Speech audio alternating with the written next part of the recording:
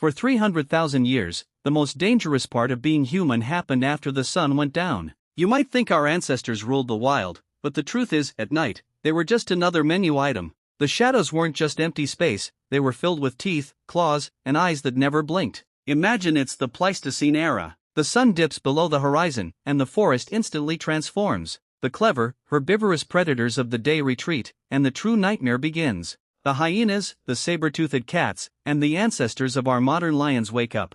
Our ancestors had no sharp weapons, no night vision, and no walls to protect them. So, how did a species as physically vulnerable as ours survive the night after night, for hundreds of thousands of years? The undisputed kings of the dark were the apex predators. Think of the Dinofelis, a saber-toothed cat with incredible stalking abilities, or the giant cave hyenas that could crush bone like dry twigs.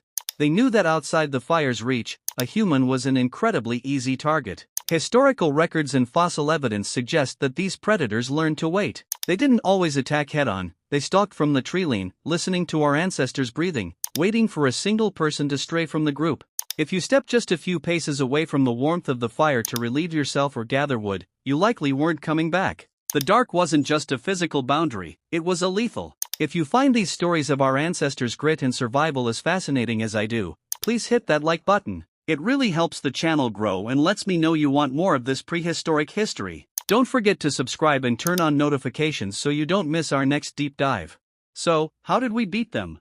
It wasn't through brute strength. It was through three brilliant innovations: fire, the circle, and the watch. Fire wasn't just for cooking, it was a psychological weapon. It created an artificial safe zone that mimicked daylight. But fire alone wasn't enough. Our ancestors organized themselves in tight-knit social circles. In the wild, animals avoid large, coordinated groups. By huddling together, we made ourselves appear as one massive, dangerous organism.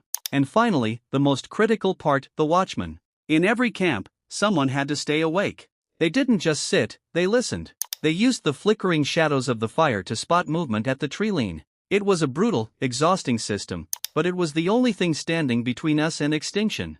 What did you think of the story behind this dark, ancient world? Could you have survived a night in the Pleistocene? Let me know your thoughts in the comments. Thanks for watching, and I'll see you in the next one.